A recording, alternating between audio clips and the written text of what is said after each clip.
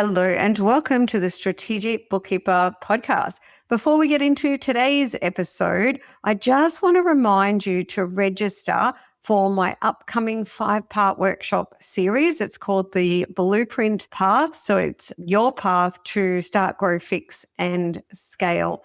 Now, I would love you to register. We're coming to the end of the year. Can you believe that? So the reason I've done this is to really help you as we come into the end of this year to plan for your success. Okay. Now you can register at the strategicbookkeeper.global under the Work With Me section. If you look for free workshop, we'll also link in the show notes a registration link for you. The workshop series is going to be a beautiful, simple 5-step series. You can attend live or get the recordings, and it is happening very early November. So register now.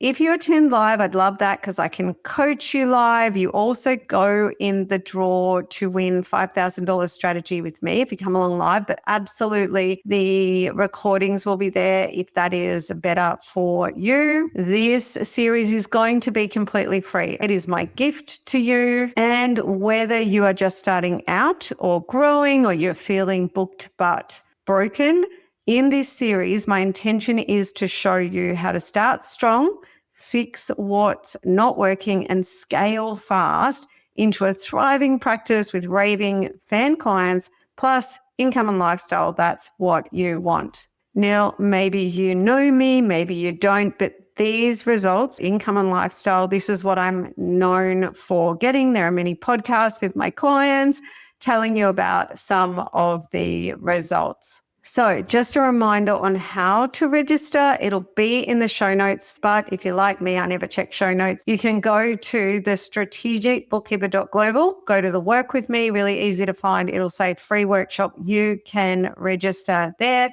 Now, let's get into today's episode, which is 10 factors for success that you absolutely need to know. You need to build them, you need to implement them, and let's jump into the episode now. I'm Jeannie Savage, the Strategic Bookkeeper. I've been in practice for 14 years, but more importantly, 5 years in, I achieved a lifestyle practice. This means I scaled my business, could take my hands off the wheel, and draw a nice 6-figure income while being time rich. And that's what I call my dream on my terms. I was recently awarded Women in Finance Innovator of the Year, recognizing my book, my podcast, my program, and my impact globally. The Strategic Bookkeeper is my life's work, and the opportunity to help bookkeepers globally achieve the income and lifestyle that sets them free absolutely fills my cup. Please do connect with me on socials at the Strategic Bookkeepers Way private Facebook group, or shoot me an email, hello@thestrategicbookkeeper.global. So today we're going to look at 10 factors for success. Now, I would like to give you a bit of a bigger list, but I'm going to start with 10 and then a bit of a spoiler alert. Probably in the new year. Can you believe that we're heading towards the end of the year? In 2026, I think I'm going to work on another really, really powerful list. Today, I'd like to get you started with 10 factors for success that you must really work to acquire. And I want to connect these 10 to my recently published book. So not so long ago, I published my second book, the Bookkeeping Practice Blueprint. And this is a companion to my first book. My first book is called The Strategic Bookkeeper. And if there is one thing that I want for you from this episode, it is to absolutely pick up these books. So if you haven't already grabbed them and read them, I am going to ask you to do that. Both of these books are available worldwide from every online bookstore. It costs too much money to put your book on the bookshelf of a physical bookstore, but all online bookstores, you can get them from Audible, audio form, also on Spotify Premium. Personally, personally, I prefer audiobooks because I am a busy multitasking mum. I find the only way I can really get the volume of education I want to get in is to do it habit stacking. And this will connect to my book as well. Moral of the story, if you haven't already read my books, really encourage you to.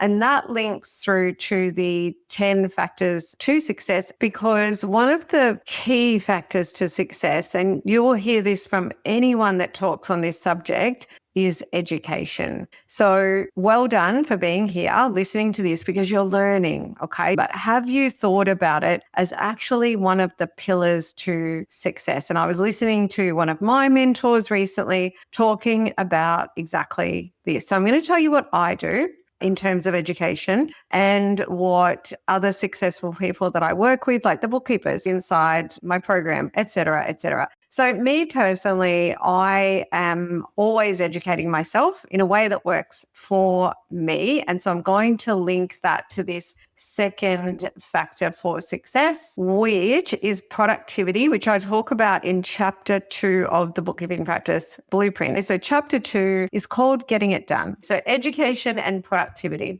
Being a highly productive human is so critically important, something that we need to aim for. And when my friends and my business buddies talk to me about being a successful person, they note that I'm highly productive. And that is 100% true. They note that I'm fast. I get shit done, right? I'm also a very busy person, just like you, but I do find time to get educated, but I do it through a productivity hack. So in my book, The Bookkeeping Practice Blueprint, I talk about a book called Atomic Habits. Now, if you haven't read Atomic Habits, you need to absolutely put this on your list. One of the ways that I educate myself is by using Atomic Habits, one particular principle called habit stacking. And that means, in essence, you stack some things together. One thing is something you need to do. For example, I need to drive to the shops.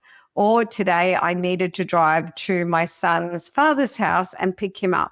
And I stack that with something else that I want to do or I need to do, like learning. So on the way to picking up my son today, I'm doing education inside a program that I am enrolled in. Okay. So when it comes to education, what you should be doing, the factors to success, is you should be digesting really high quality free stuff. That's what I do. And you should probably be paying someone to educate you as well. That's exactly what I do. I'm going to recommend that you listen to my books and that you also listen to Atomic Habits, for example. Usually when you are digesting free content, so when I'm finding like really cool education to digest, eventually I find people that I want to go deeper with and I pay them. So in this case, that's what I've done. I've enrolled in an amazing coaching program. I've invested Australian dollars, about $18,000, and that'll give me a year in that program. And I was driving to pick up my son and listening to some really, really cool education. And in this case, it was actually stuff that I already know. So why would I listen to stuff that I already know? Because the more that you know, the more that you are actually primed to use it better. So in this program that I am in, that I am learning in fact, I've actually been able to skip along to the more high level stuff because a lot of it is stuff that I already know and use. Okay. So the moral of this story is, just because you are doing well or you already know stuff, one of the big factors to success is ongoing education, both free and paid. And another one is to learn to be a highly productive human. And in my book, The Bookkeeping Practice Blueprint, my second book, which once again is a companion to my first book, I like to say that we're maturing together in that second book. And my heart, it is lessons from the tribe. Okay. So that second book is leveraging all the things that I've learned from that first year and a half of working with bookkeepers inside my transformation program. So it is the learnings. Okay. So we've gone through 2 of of the big keys. And for you to learn more on how to be a really productive human as a bookkeeper in practice, you've got to read my second book, Chapter 2, Getting It Done.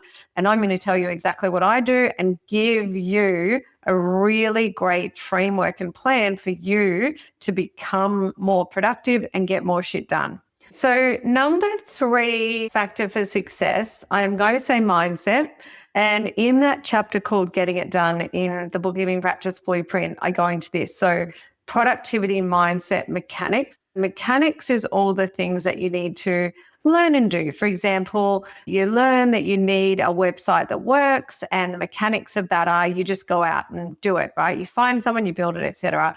But mindset and productivity are 2 dominoes that need to fall for mechanics to really work. And this is data-driven. If I give 10 people the same stuff, why can't 10 people all do exactly the same thing with it? And in my experience, in my research, it is that we need to get our mindset right. And then number 2, we need to become more productive. These are things that I tackle in that book. Now, mindset's a big one, and I'm actually going to go beyond the pages of my book right now and give you 2 things to think about when it comes to mindset. I always do tune into this, but lately I've been once again really tuning into it. Now, remember that thing that we've heard for the longest time, positive thinking, yeah? I remember being really young and my father was right into positive thinking and the power of positive thinking, and we should always be positive all the time. Now, I actually don't believe that being overtly positive in the face of, shit you've got to deal with is helpful. I actually believe what Brene Brown says, that we have to feel the feelings and so on. But when I look at the most successful people versus people that are struggling to find success in whatever they're looking for, right? That can be anything, any goal you've got. I want to be healthier. I want to be wealthier. I want to be happier. I want my relationship to be better. I want a relationship, whatever they are. Here's what I 100% know about successful people. Successful people turn up with positively affirming. For example, you won't hear me much saying, I can't do this, or giving you reasons why I can't do something. You'll hear me absolutely being real and telling you when shit's going sideways. Like, for example, it was a few months ago that I fell over in my house and it was really bad, right? I slipped in a puddle of water. I went arse over. My feet went higher than my freaking head and it was like slow motion, right? Is this really happening? And I got whiplash and I injured my wrist and all of these things. It was really shit. And it took me a few weeks of just really bruising, bone bruising, all of those things to get better. Now, I'm not going to positive my way out of that. And when that happened, actually, a series of things happened in my personal life that were just really hard. You know what it's like. And I don't pretend they're not happening. And when I feel shit, I say to my partner, I'm not okay right now. I feel crap. Okay. It's okay to feel the feelings, but you won't hear me saying, I can't do this. And as I say in my book, if you say you can't, I'm pretty sure you can't. So it's not that I overtly positive believe that I'm a superhero and I can do everything, but just saying I can't or making excuses isn't helpful. When you are reading my second book, I just want you to take a moment on mindset. And what I'd ask is for you just to observe your own thoughts and words, because I actually truly believe that our thoughts and words create our reality. And whenever I find myself getting a bit negative and talking about negative things, I think, this is probably not particularly helpful or positive. And I just make sure that I'm always having an awareness, because when I listen to people that say, I can't, I won't, and whatever else it is, I always think they're doing it without an awareness, right? They're just buying into what they're saying. So I just want you to be aware of that mindset. And good news, in my book, I actually give you a framework for working on this, because I can tell you, honestly, it's one of the big keys. And my coach, Jen Vanderwell, that helps the booked but broken bookkeepers inside my transformation program, she has said to me, Jeannie, my goodness, mindset, like it's such a massive one. So I'm going to say number 4 is mindset as well, because the other one I want to mention, a really, really important one, is that you need to show up in your bookkeeping practice as a confident, capable professional. Okay. And look, I reflect on my first year in practice, which I call the baptism of fire. And it is hard. And you feel far from confident, capable, or professional. But you do need to invest in your brain, invest in building your own confidence and so on, because you 100% need to show up as a confident, capable professional. Because think about yourself when you're buying products and services, particularly professional services. What do you want to see from the person that's standing there telling you, give me your money and I'll solve your problem? What you want is a confident, capable professional. Think about a doctor.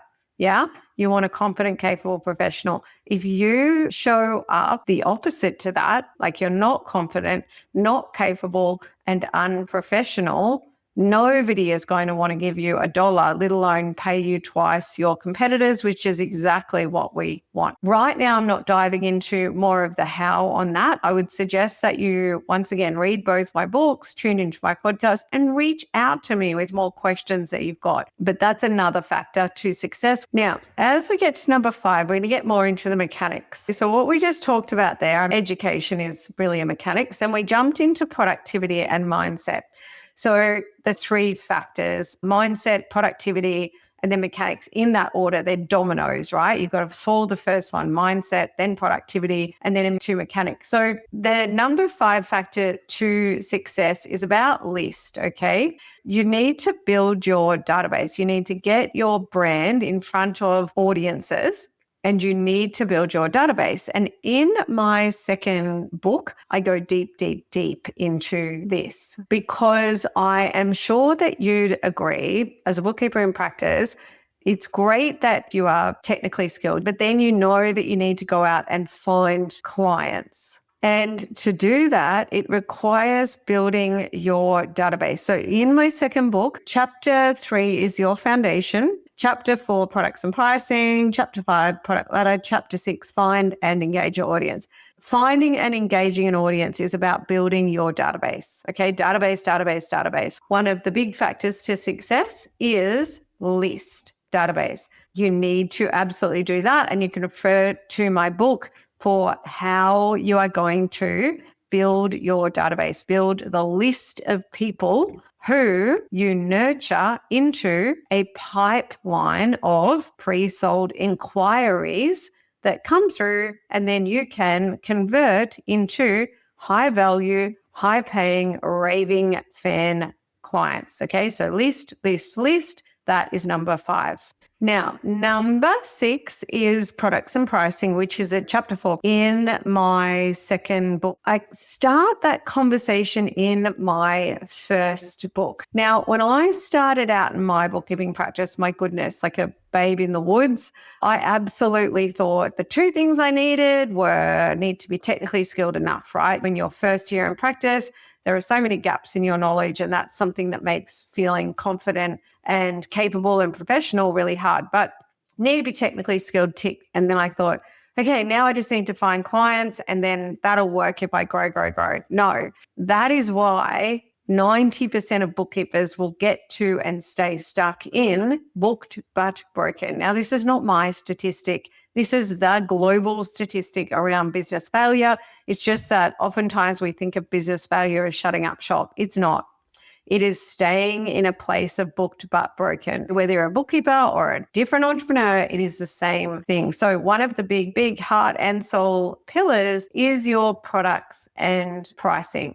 Because when you do have the technical skill and go out and find people, then you absolutely 100% need to understand how to present a product, like an offer, that can be twice what your competitors charge, and actually sell advisory from the get-go and onboard all of the clients you want, which is usually 80% of inquiries. So onboard 80% into high-paying, high-value, raving fan clients. And you could also look at it this way. So one bookkeeper can take 10 prospective clients or onboard 10 prospective clients into becoming $100,000 of revenue, that bookkeeper can service alone with no staff. So then a high percentage of that is profit, right?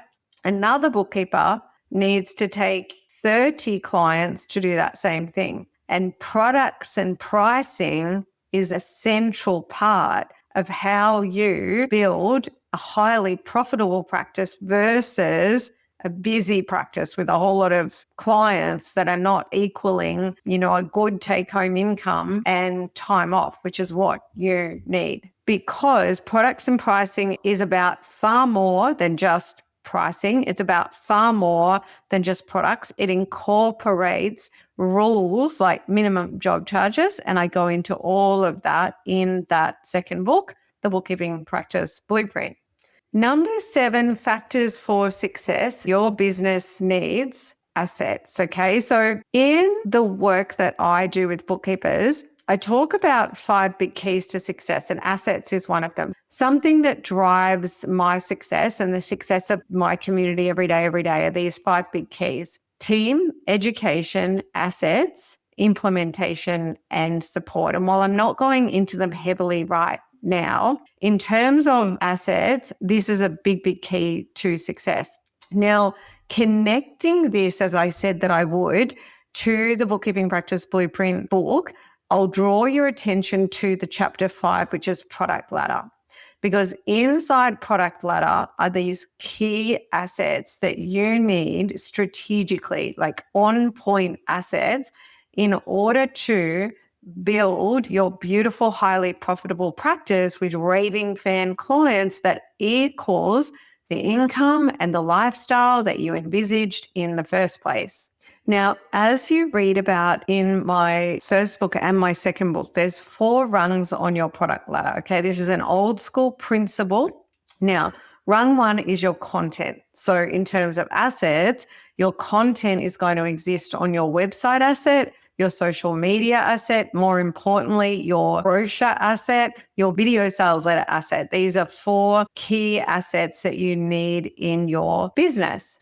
And then rung 2 on the ladder, the ascending ladder, is your nurturing asset. So when your brand is put in front of audience, it's displayed via those content type assets, right? For example, somebody's looking at your website or they're floating around in your social media. Another asset is copy that you have that goes out on emails, right? So they might be on your email database and they're receiving a podcast from you, and that podcast comes with copy in the email. These are all assets, right? There are a whole lot of key assets, simple, strategic, key assets that you need. Now, when we go that one step up to nurture assets, this is where we just go beyond the content and start to give some real value that actually helps our prospective clients and our clients, but our prospective clients actually get some runs on the board. And I'll give you an example. So a nurture asset could be how-to guide, okay, an ebook. So for example, at the Strategic Bookkeeper, we have one called The 7 Deadly Cash Flow Sins, and members use that as a nurture asset. So they give that away. Somebody gives them their email address, name, phone number, that sort of thing, because nurture assets tend to be gated, meaning you have to give something to receive it. Now, their clients or my clients read that or listen to that how-to guide, that little ebook, and they're able to apply some of the principles and actually get a result to improve their cash flow. So you've got content, then you've got your rung to nurture assets, and they actually allow your market to experience your value, to try before they buy, and then warm up in your pipeline to be more likely to buy from you. Now, assets is a big subject. There are key assets you need in your bookkeeping practice. They are represented on the Bookkeeping Practice Blueprint one-pager that we drop into the show notes every episode, and they are explained in the book. So let's move on to the next one that is actually linked to that one, which is simplicity. A moment ago, I said that you need smart, strategic, simple assets. I can tell you from experience what I do, what I tell myself every day, what I see with the bookkeepers who succeed, how I redirect bookkeepers, how I course correct bookkeepers is always simplicity. Okay. One of the factors to success is you constantly simplifying. And what usually happens is we go through a period of complexity. We complicate things. We throw spaghetti at a wall, see if it sticks. We start doing this and that. We do long social media posts and we spend hours and hours and hours on social media. And then we go and spend hours and hours and hours on networking. And we do in-person free meeting with prospective clients. And we're doing all these things and we're working really long hours and we're doing so much and we're getting a little result, right? And when we look at the time and effort that we're putting in for the result we're getting, we realize it's not sustainable. And actually, we're not really looking at what are the simple strategic things that are working the best. How could we refine a few things to work better? Okay, simplicity. A really good example of that is when I have bookkeepers who, when prospective clients reach out to make an inquiry, so they say, I need bookkeeping, and the bookkeeper might think, yes, I'll do an in-person meeting. So they have to get ready for that meeting. They go and spend an hour with that person. Then they've got to go back to the office. They've got to do a proposal and so on. My simple process is a 5-minute needs analysis done over the phone, but it is structured. There is a strategy and a structure to it that I go into in my books. Now, that's 5 minutes versus 2-3 hours, okay? Now, when I work with bookkeepers, they get 0 result out of the 3 hours and a perfect result out of the 5 minutes. So one of the big factors to you finding success is actually doing less, but doing it smarter and more strategic. And I can tell you in my business, I am constantly saying to myself, Jeannie, stop, take a breath, have a look at what's going on and start saying no and start doing less. Every day, that's what I do. And one of the factors to success, 100%, is to simplify, not just once, all the time. I do it and you need to do it too. So we are on to number 9 and number 10, and there's so many that I'd like to share with you. But for you as a bookkeeper in practice, I'm going to pick 2 really impactful ones that I've experienced myself and that I watch with bookkeepers every day. Number 9 is going to be pipeline, and number 10 is going to be lead and manage. So in terms of pipeline, there was a time I had no idea what that even meant. And as bookkeepers in practice, I'll go back to that, what I thought it was like: be technically skilled, number 1, go out and find clients, number 2, use that as a strategy to grow, yay. No idea that actually what I needed to do was find a working business model. So that is the bookkeeping practice blueprint, okay? Grab that blueprint from the show notes because that visually represents a working model. Use it as a diagnostics and a to-do, because you absolutely need to win work, but there is a piece in the middle of that. And what you need to do as a bookkeeper in practice to build a practice that gives you that income and time and joy and all those things is you need to learn to build a pipeline. And this plays in beautifully to the other factors to success. So earlier, number 5 was build a list, build your database. Now, another one was the assets, and we talked about product ladder, products and pricing. But if we look at building a list and having that product ladder in place where you've got the content and the nurture assets, and you combine those 2, then you are going to get closer to building that pipeline, okay? And I'll use my practice as an example. I have been a bookkeeper in practice for 16 years, so I still own a bookkeeping practice as well as being the strategic bookkeeper. Now, as you can imagine, I don't get much time to spend in my bookkeeping practice these days. So I absolutely rely on the strategy, the model that I've got. I rely on simple key assets, and I'll give you an example.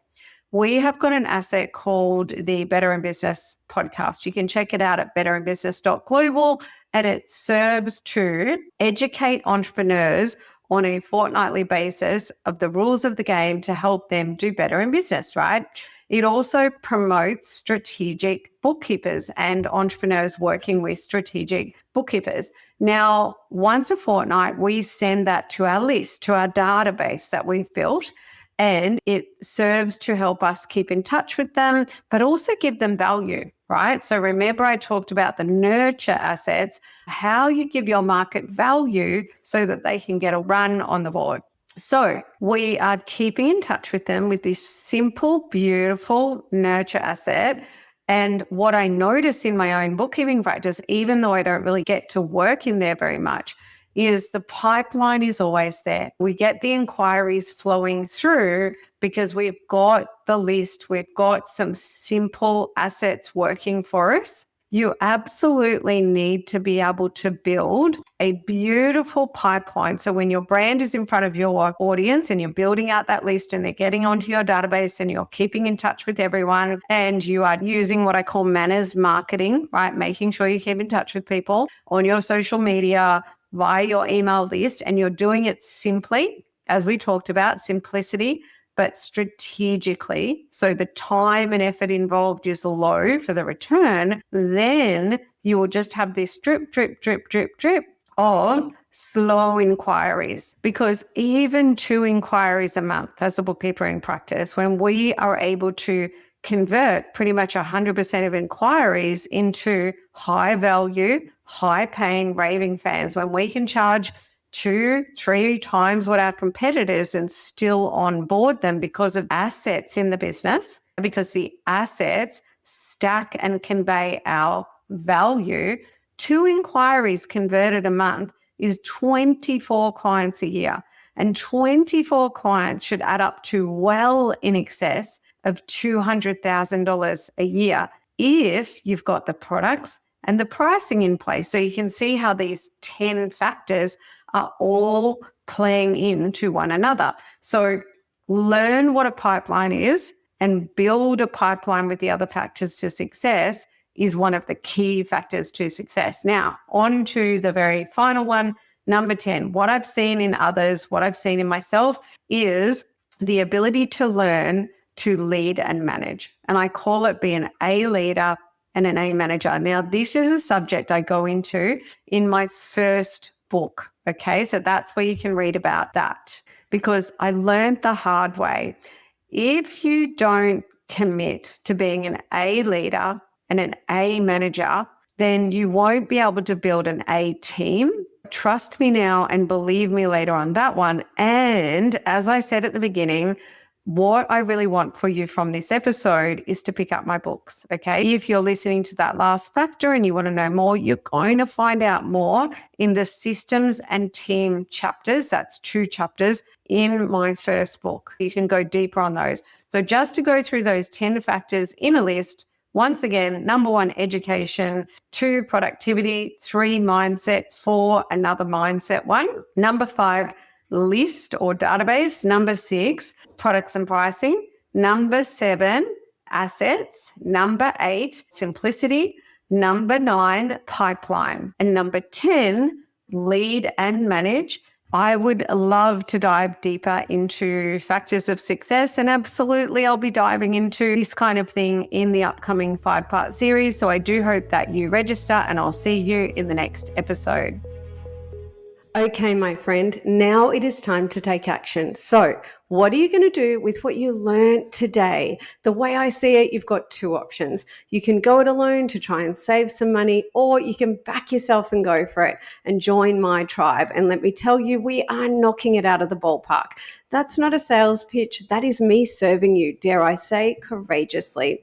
To find success, I 100% know you need the mechanics, which is like the keys to the kingdom, but you also need to get your mindset right and be super productive. And these are all things I help you with inside the program. I could go on about this forever because I really want this for you. Have a prosperous week, and I'll see you in the next episode.